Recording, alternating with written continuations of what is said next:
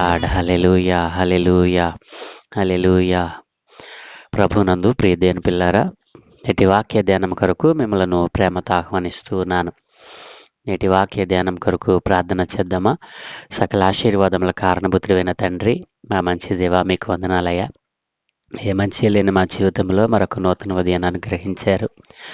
ఈరోజు యోబు గ్రంథము 36వ అధ్యాయాన్ని ధ్యానం చేయబోతూ ఉండగా, నేను ఆ అధ్యాయంలో నుండి కొన్ని ఆత్మీయ పాఠాలు మీరే మాకు బోధించి నేర్పించమని యేసయ్య దివ్య నామమును అడుగుచున్నాము తండ్రి, ఆమెన్. ప్రభునందు ప్రియ దేవుని పిల్లరా, మరి బరకయేలు కుమారుడగు ఎలీహు యోబు దగ్గర మాట్లాడుతూ అనేకమైనటువంటి విషయాలను ఎత్తి చూపడం మనం చూస్తూ ఉన్నాం.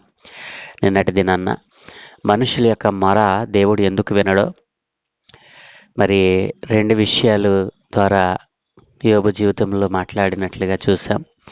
ఈరోజు కూడా ఎలీహు మాట్లాడుతున్నటువంటి సందర్భం ఈ 36వ అధ్యాయంలో కూడా మనకు కనపడతా ఉంది.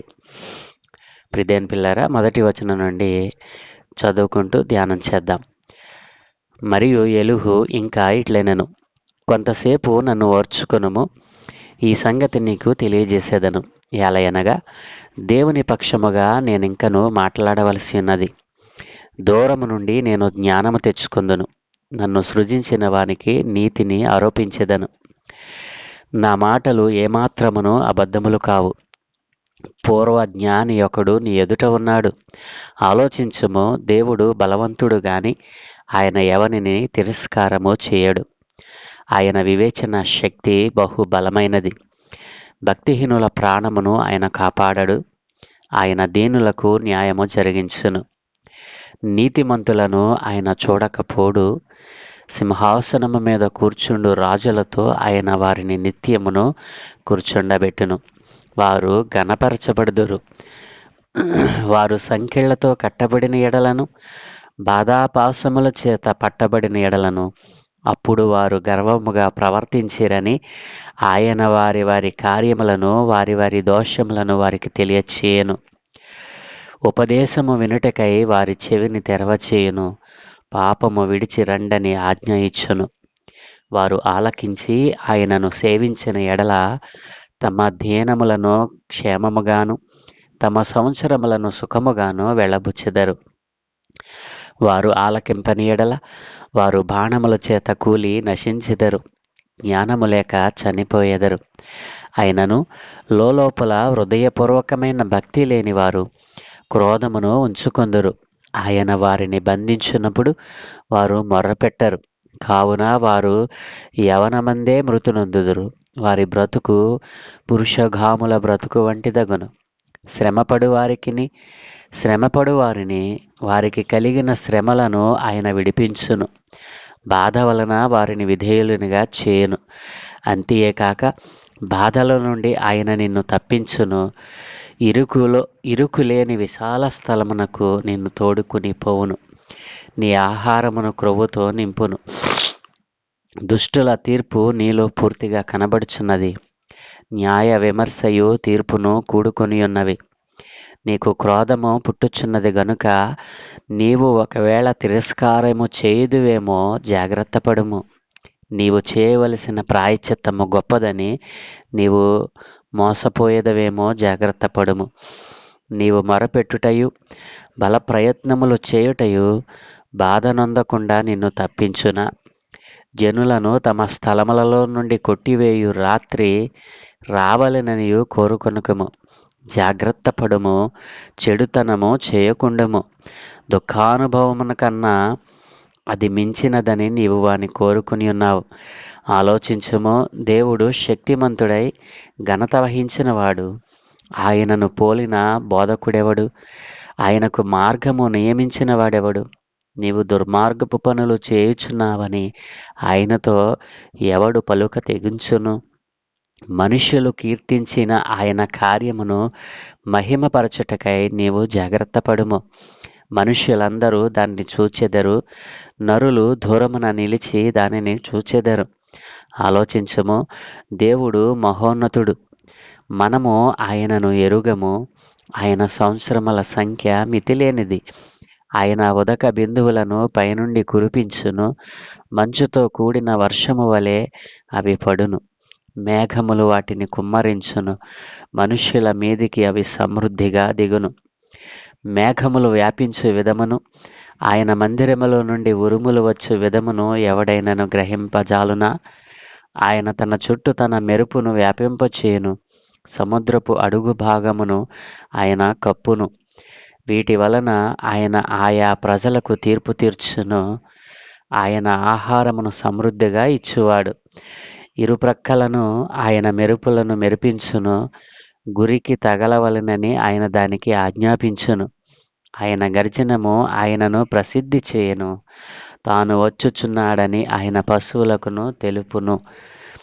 ప్రియదేని పిల్లలారా, ఈ 36వ అధ్యాయంలో మరి ఎలీహు మాట్లాడుతూ అంటూ ఉన్నాడు కదా, ఎలీహు మరి యోబుకు ఈ బాధలు, ఈ వేదన ఎందుకు వచ్చింది అని అంటే, మరి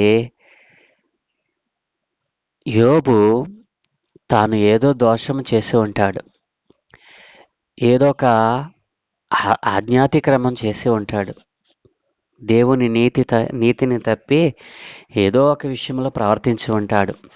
దానికి యోబు తనను తాను దేవునికి సమర్పించుకొనకుండా, మరి పూర్తిగా దేవునికి విధేయత చూపకుండా, పూర్తిగా యథార్థతను ప్రదర్శించకుండా, తనను తాను గొప్ప చేసుకుంటూ, తన నీతి గొప్పది అని, దేవుని నీతి కంటే, నీతి ప్రవర్తన కంటే నా నీతి ప్రవర్తన గొప్పది అని తన యొక్క బాధను దేవునికి తనను తాను సమర్పించుకోవడాన్ని ఆయన పొడిగించుకుంటా ఉన్నాడు. దేవునికి ఒబే కాకుండా, దేవునికి పూర్తిగా సమర్పించుకొనకుండా మరి తన బాధను మరి ఇంకా పొడిగించుకుంటున్నాడు అని, మరి దేవుడు తాను చేసేటువంటి ప్రతి కార్యాలలో మరి న్యాయంగా ప్రవర్తిస్తాడని, న్యాయమైనటువంటి దానినే సమస్త మానవుల పట్ల ఆయన మరి జరిగిస్తూ ఉన్నాడని, ఆ సత్యాన్ని మరి యోబు గ్రహించకుండా తనకు వచ్చినటువంటి బాధను, ఆ యొక్క మరి వేదనకరమైనటువంటి స్థితిని తనకు తానుగా పెంచుకుంటూ పోతా ఉన్నాడు. అది మంచిది కాదు అని యోబుతో మరి ఎలీహు మాట్లాడుతున్న సందర్భం. మరి ఈ మాటలు మాట్లాడుతూ యోబు దృష్టిని ఆకర్షించాలని ఎలీహు ప్రయత్నం చేస్తూ ఉన్నాడు. ప్రియదేని పిల్లారా, మరి ఈ రకమైనటువంటి అవగాహన ఎప్పుడు వస్తుంది? మరి ఇది దేవుని చేత ఏదైనా ఒక పాపం చేయటం ద్వారానో, ఆజ్ఞాతిక్రమం ద్వారానో, మరి దేవుని నీతిని తప్పి తిరిగినప్పుడు మరి దేవుడు మరి పరీక్ష బాధలను మరి వ్యాధులను పంపిస్తాడు. అట్టి బాధలు వ్యాధులు మనకు సంభవించినప్పుడు సృష్టికర్తకు మనము లోబడాలని, పూర్తిగా ఆయనకు మనము సమర్పించుకోవాలని, అట్లా సమర్పించుకోనేటువంటి మనసు మరి అట్లాంటి వారికి ఎలా వస్తుందని ఎలీహు అభిప్రాయపడుతున్నాడంటే, దైవికమైన బోధలు విన్నప్పుడు, ఆధ్యాత్మికమైన అంతర్దృష్టి మరి కలిగి ఉన్నప్పుడు మరి ఇలాంటివి అర్థమవుతాయి అని చెప్పి ఎలీహు మాట్లాడుతూ ఉన్నాడు.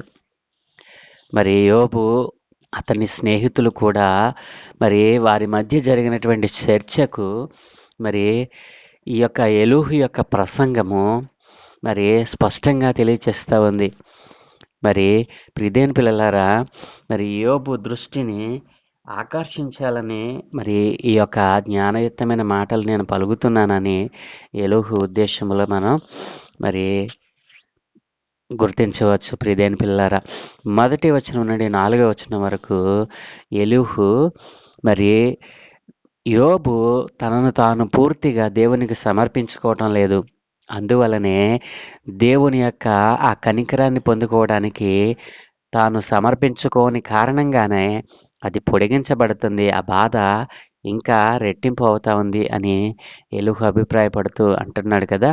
మరి 5వ వచనం నుండి 14వ వచనం వరకు మరి దేవుడు మనుష్యులతో వ్యవహరించేటువంటి పద్ధతులు మరి 2 రకాలుగా ఉంటాయని, దేవుడు మనుషులతో వ్యవహరించే పద్ధతులు 2 రకాలుగా ఉంటాయని, అవి మరి దేవుడు న్యాయమైనటువంటి పరిపాలకుడిగా ఆయన ఉంటే, మరి దేవుడు నాకు అన్యాయం చేశాడని నీవు అంటున్నావు యోబు.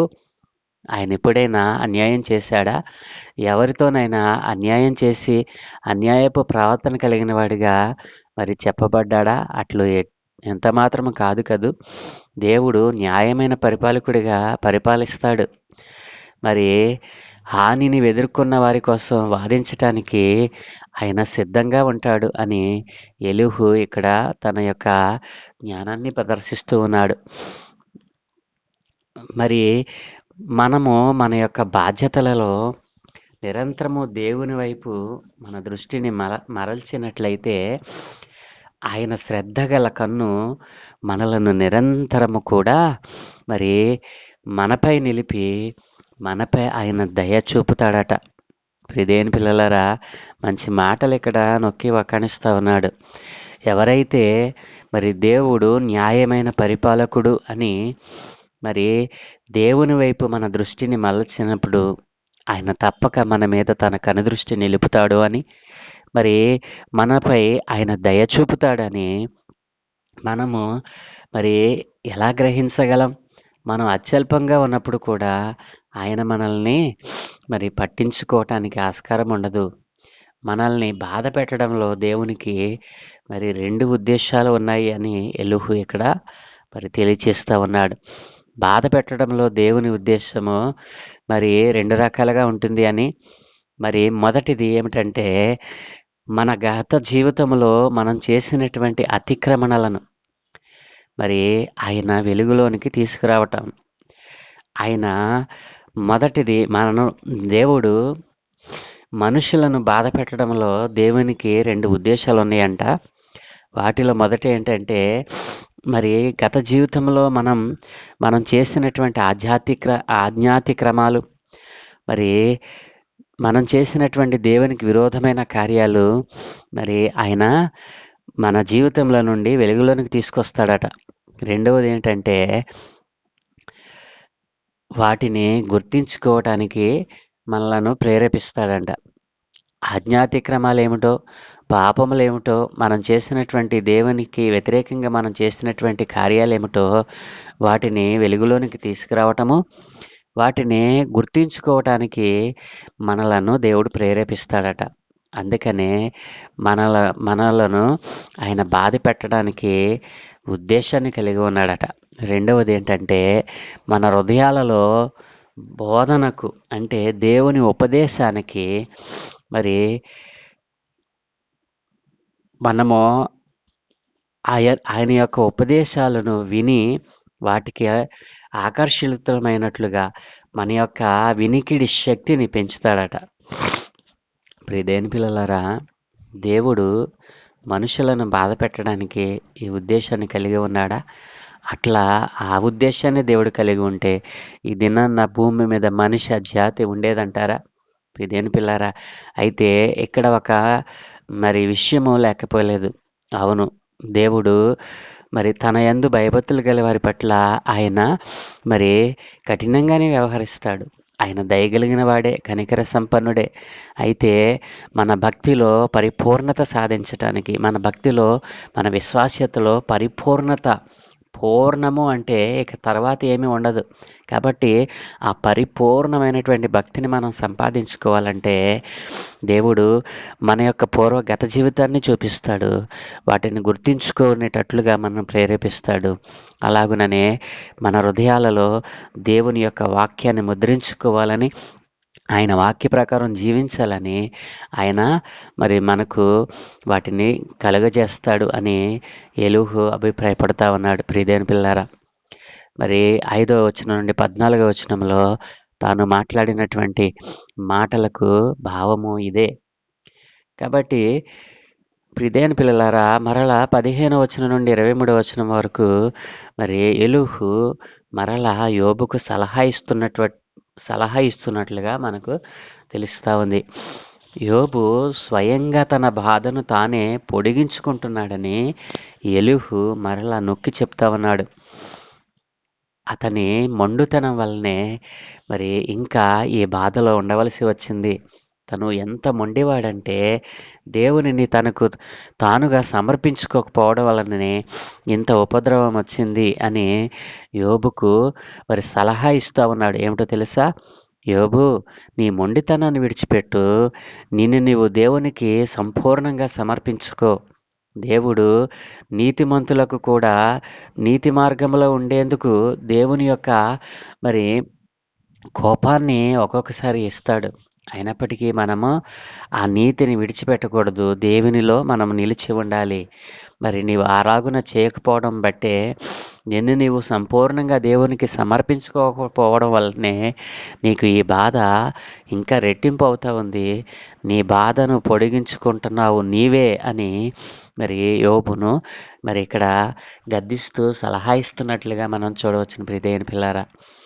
మరి 23వ వచనం నుండి 24వ వచనం నుండి 33వ వచనం వరకు మనం చూస్తే సృష్టి యొక్క కార్యాలలో దేవుని యొక్క అద్భుతాలు ఏ రీతిగా ఉన్నాయో, సృష్టికర్త ఎంత ఉన్నతుడో మరి ఎలీహు ఉద్దేశంలో తెలియచేస్తా ఉన్నాడు.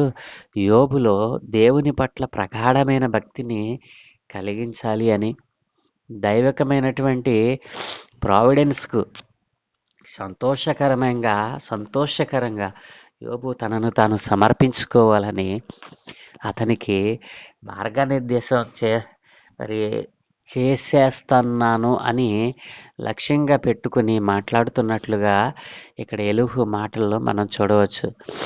ప్రియమైన పిల్లరా, జంతువులకు భిన్నంగా మానవులు అనేటువంటి వారు దేవుని యొక్క మరి నీతి కార్యాలను గ్రహించి వాటిలో దేవుని యొక్క ప్రమేయాన్ని గుర్తించే సామర్థ్యాన్ని కలిగి ఉండేలా ఆయన మనకు తన యొక్క జ్ఞానాన్ని, ఉపదేశాన్ని అనుగ్రహిస్తాడు.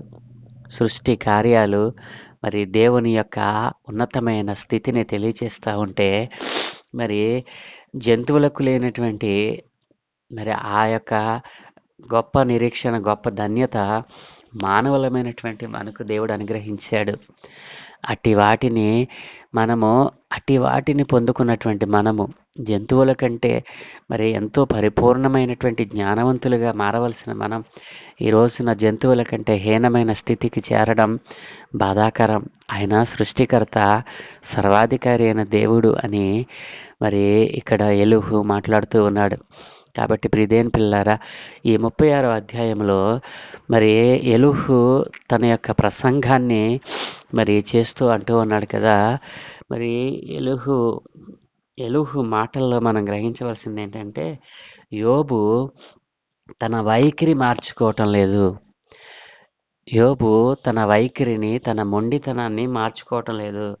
దేవుని కంటే తన నీతి ప్రవర్తన ఎక్కువగా ఉంది. అయినా నేను బాధింపబడుతున్నానని యోబు బాధపడతా ఉన్నాడు. అది ఎంత మాత్రము కరెక్ట్ కాదు అని దేవుడు మనుషులను బాధ పెట్టడానికి మరి 2 ఉద్దేశాలను కలిగి ఉంటాడు అని.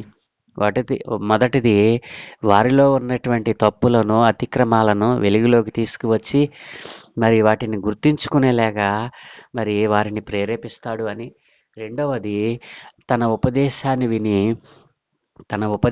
విని తన వాక్య ప్రకారం జీవించటానికి మరి అవకాశాన్ని ఇస్తాడు అని ఎలీహు మాట్లాడుతూ ఉన్నాడు.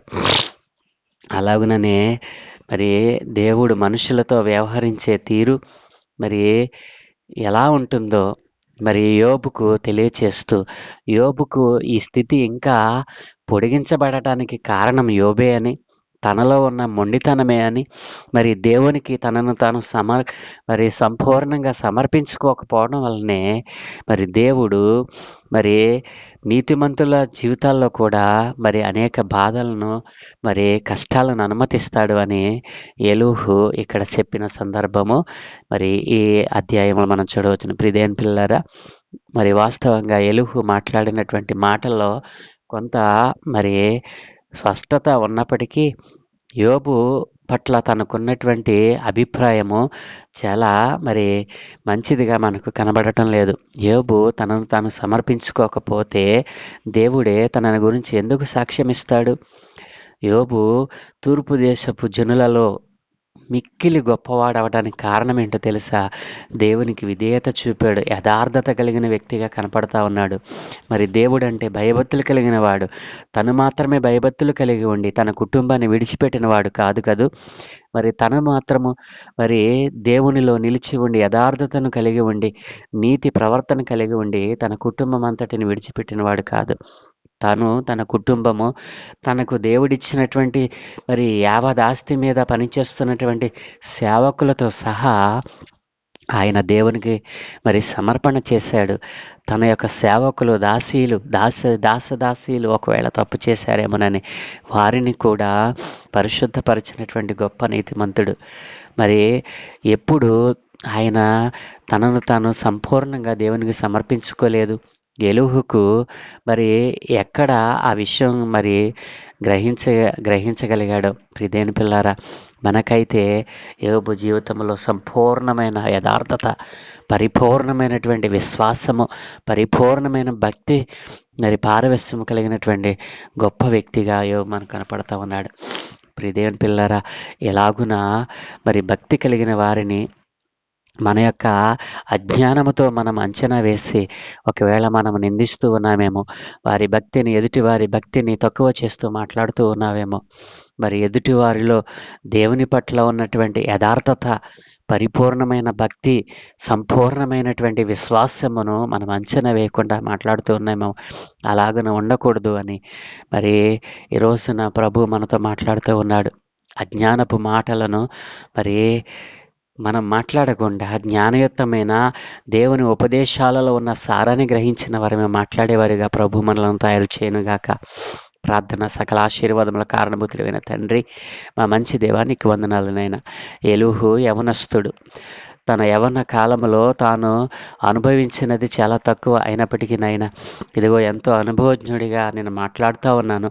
నేను మాట్లాడతా మీరు మౌనంగా ఉండి నా మనవిని నేను చెప్పే వాటిని వినండి అని మరి తనకంటే మరి పెద్దవారైన వారిని మరి ధిక్కరిస్తూ మాట్లాడినట్లుగా ఈ రోజున నాయన నీ ఎడల భయభక్తులు కలిగిన వారు, సంపూర్ణమైన భక్తి విశ్వాసముతో నాయన నిలిచి ఉన్న వారిని ఒకవేళ మేము హేళన చేసేవారిగా, అజ్ఞానంతో మాట్లాడినట్లయితే నాయన మమ్మల్ని క్షమించమని, అలాగున అజ్ఞానపు మాటలు మా నోటిలో ఉండకుండా నైనా ఇదిగో నీ ధ్యానం నైనా నీ వాక్యమును చదువుతూ ధ్యానం చేస్తూ నీ వాక్యములో ఉన్న సారాన్ని గ్రహించగలిగిన వారమై నీలో నిలిచి ఉండటానికి సహాయం దయచేయమని అయా, నీలో ఉన్న సత్యాన్ని సకల లోకములకు ప్రకటించటానికి అనేకమైన వారిని నైనా పాత్రలుగా తయారు చేయమని నీ యొక్క భక్తిలో, నీతిలో, యథార్థతలో మరి యోబు భక్తుడు ఏ రీతిగా తనను సమర్పించుకున్నాడో అలాగున సంపూర్ణముగా సమర్పించుకున్న వారమై మా బాధలలో, వేదనలలో మిమ్మల్ని ఘనపరుస్తూ, మిమ్మల్ని మహిమపరుస్తూ, మీకు మహిమ తెచ్చేవారిగా, మీకు ఘనత తెచ్చేవారిగా, మీ నామాన్ని హెచ్చించేవారిగా మేము ఉండటానికి సహాయం దయచేయమని ఈ దినం మేము చేయు పనులన్నిటి మీద మీకు అనుదృష్టి ఉంచి మీ దూతల కాపుతలను అనుగ్రహించి మీరే మహిం పొందుకోమని యేసయ్య దివ్యనామమున ప్రార్థించి వేడుకుంటూ ఉన్నాము తండ్రి. Amen, amen, amen.